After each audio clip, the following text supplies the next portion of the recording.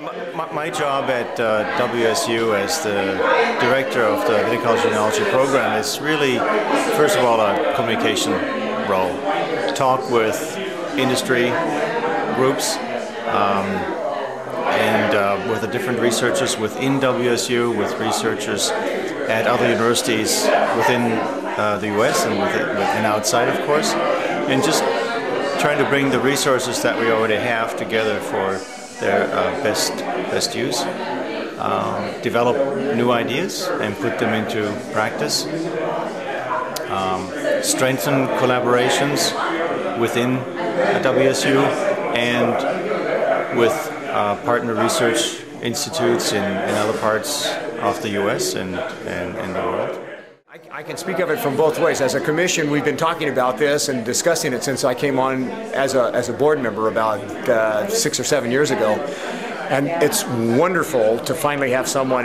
We've talked about having a world-class program for viticulture and enology for a long time. It's been a goal. It's been something that Norm McKibben was very impassioned about, and Marty and Ted Basler and Jeff and all of us. And to finally have the announcement and kind of have it finally have a completion is fabulous. It's just wonderful. Thomas has a worldview, and clearly we're in a global time now. This is a global industry, and we can't think myopically anymore. We can't just think about Washington or just about the United States. We have to think about Europe, and we have to think about the Southern Hemisphere. And Thomas, I think, brings a marvelous perspective and a marvelous overview, and I couldn't be more happy, more pleased. Does it make sense for him to not be in Pullman? I think it's absolutely mandatory that he's here, that he's right here. This is where the grapes grow.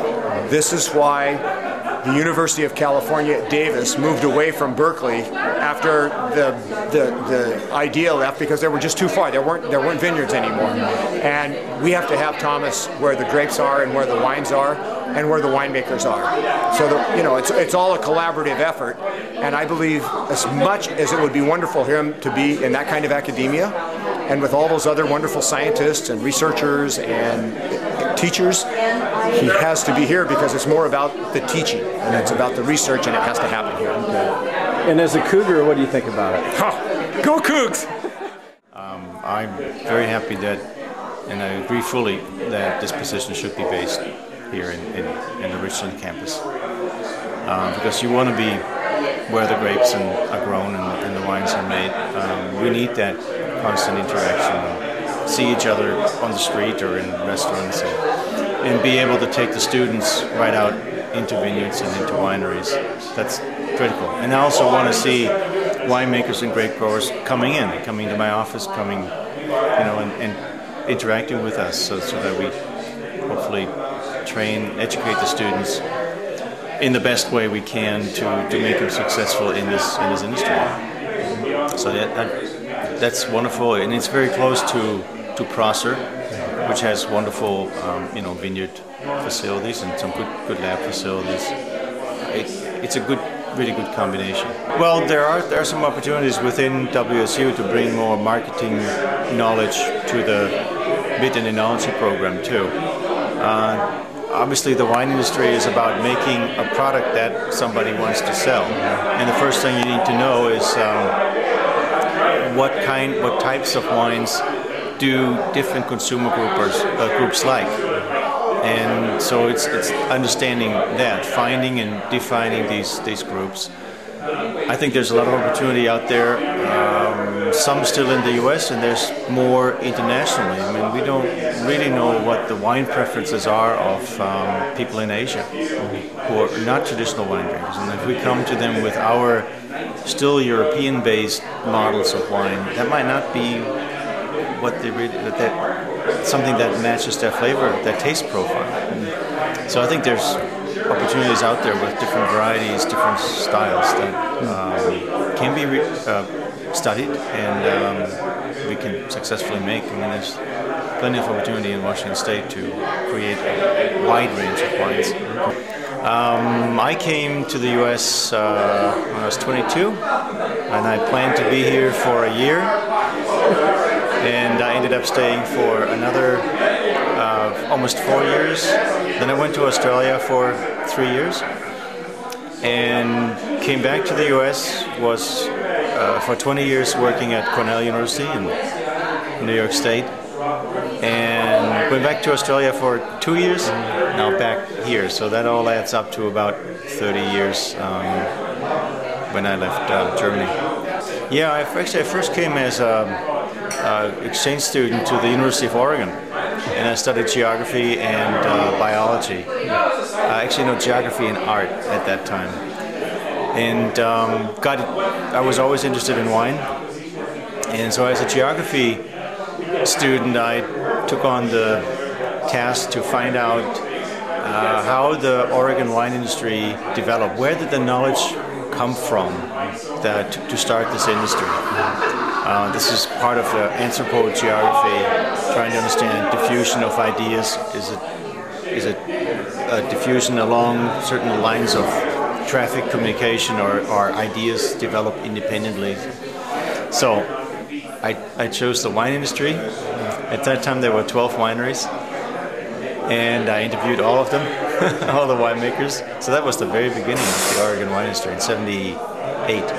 And and then somebody suggested, Thomas, you always like wine, why don't you work in wine industry?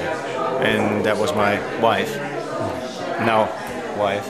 And so I looked around for possibilities to study enology and viticulture. Ended up going to Oregon State.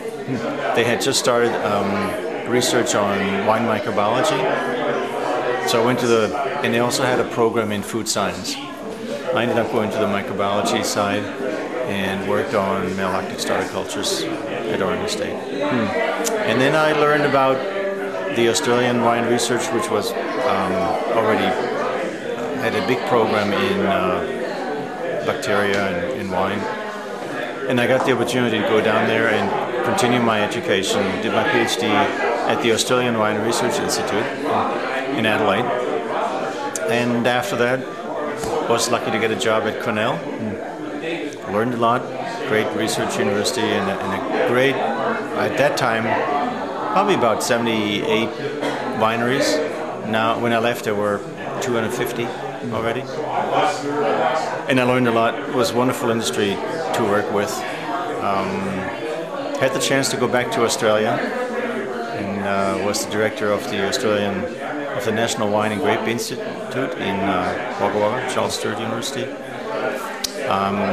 We had a group of about 56 grape and wine researchers, and developed a really nice program of very integrated viticulture to wine to sensory to consumer studies program. And then this opportunity came along, and I had the opportunity to come back and be in a place of the world where my family is, near Oregon, and with friends and colleagues that I've known over the years here in the Washington wine industry. So I'm really excited to come back and help this program. So did you meet your wife at University of Oregon? Actually at University of Oregon, yeah. Oh, First wow. year. Huh. Well, my wife is the younger sister of a very good friend of mine. I met her, one of her brothers, when he was an exchange student, and so when I came to the U.S., of course, I looked him up, and I met his sister, and somehow it worked out 30 years ago. So now is she from Oregon? She's from Beaverton, Oh, Oregon. wow. Yeah. Okay. I like to run. I like to listen to music. I like to cook. I like to travel. So I guess I've been traveling quite a bit with my work, because with all the different committees and collaborations. And I need to see the industry in every part of the state, so I can probably be doing a lot of that, and that's good.